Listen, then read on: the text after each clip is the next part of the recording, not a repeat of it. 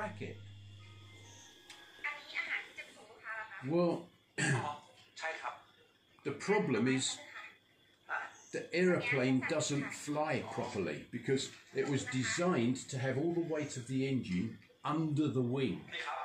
And now the weight of the engine is up in front of the wing. So all the weight of the engine is pulling the aeroplane down.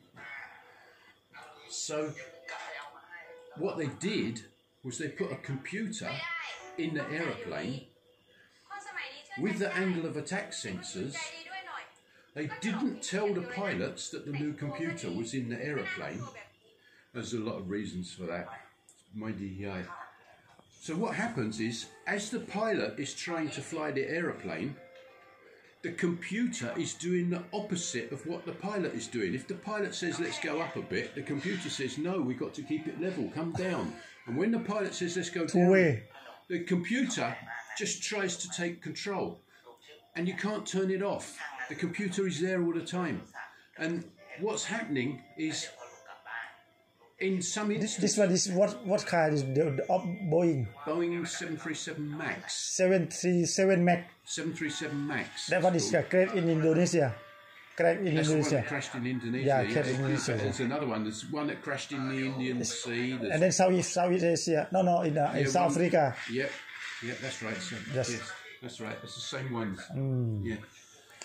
So if you are mechanic, how to for you have another idea for this Boeing 737? No, not really. There isn't much they can do. What they did do was the only thing that they could do, but what they did do was full of corruption, and it's really, really, really bad. When you understand the politics and you understand the air law, it's really, really, really bad. What happens is, when you drive your car, you get your driving license and you start driving, and you drive all your life. In Thailand, you have to renew it now and again. With a pilot's license, every 3 months, you have to go and do your pilot's exam again. Every 3 months, the pilot has to be tested to make sure he can still fly. And he hasn't picked up any bad habits or anything like that.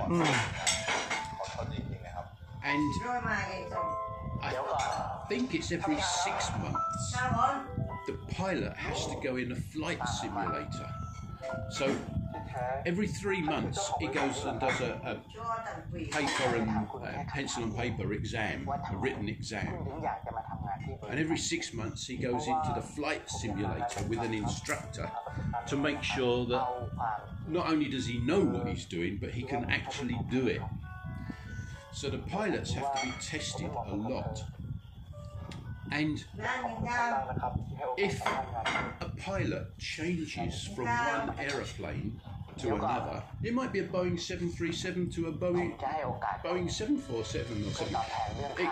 It doesn't matter. If the pilot changes from one aeroplane type to another, he has to go for a lot of training, which is a couple of months. And the training costs the airlines massive amount of money. Because one, the pilot isn't working, he's not flying the aircraft and taking money from passengers.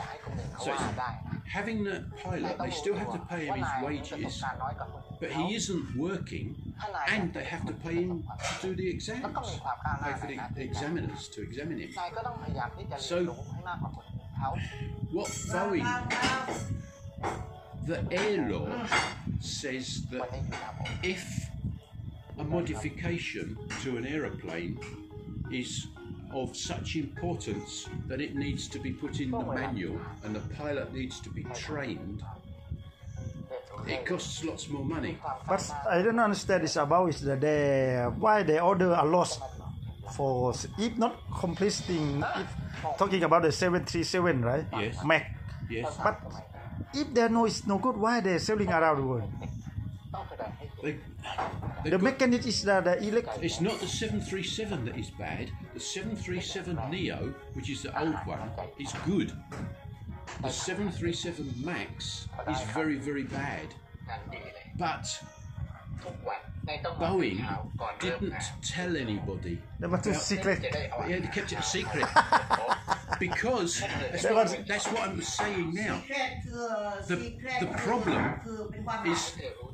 The problem is that the air law all around the world, the air law for the Crimbins, the law says if there is a big change to an aeroplane, the pilots have to go for special training. So Boeing, putting the new engines up the front, having to put the new computer in it, the MCAS, and the angle of attack sensors, and all of the work that they did, meant that the pilots must have special training. So the corruption, what Boeing chief executive said is, don't tell anybody. This one, okay, it's main important. They are corruption. It's corruption. Yeah, that one is this happened in the world. They didn't tell the pilots that the MCAS was in the aeroplane. Yeah. Understand. Nobody knew. The test engineers, the maintenance crews in all the airports around the world, they didn't know. Nobody knew to test it. Nobody knew to check it. Nobody knew it was there. Thank you, Nacho. It was a secret.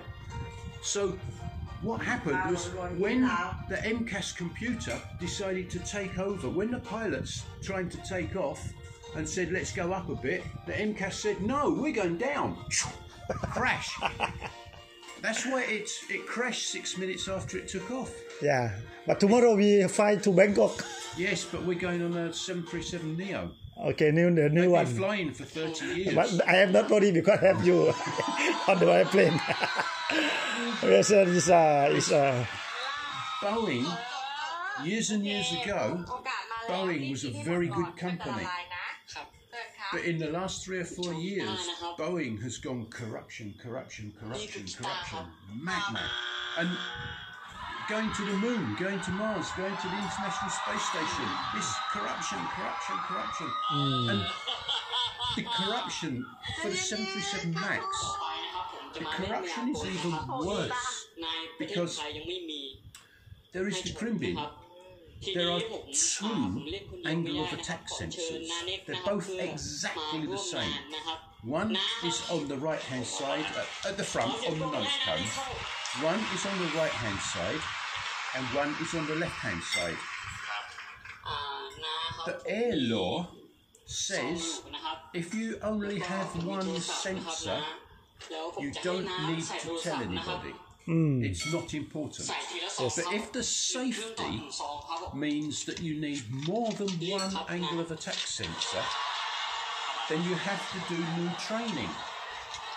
So when they designed the MCAS system, they had 2 angle of attack sensors, one on each side of the aircraft at the front, and the computer read both of the sensors. But the chief executive in Boeing said, no, you cannot have 2 sensors because the law says we've got to tell everybody. So disconnect one. So they disconnected it. And what happens is it works every other flight. When the aeroplane is flying, it only uses one sensor. Okay. And when it lands, next time it takes off, it uses the other sensor. And when it lands, next time it takes off, it uses the other. So it only ever uses one sensor. You've got 2 sensors both working, and the computer only uses one of them because they tried to keep it a secret. Okay. That's how bad the corruption is. This one, okay.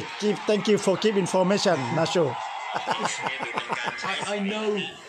This is a new for knowledge about the Boeing 737 MAX.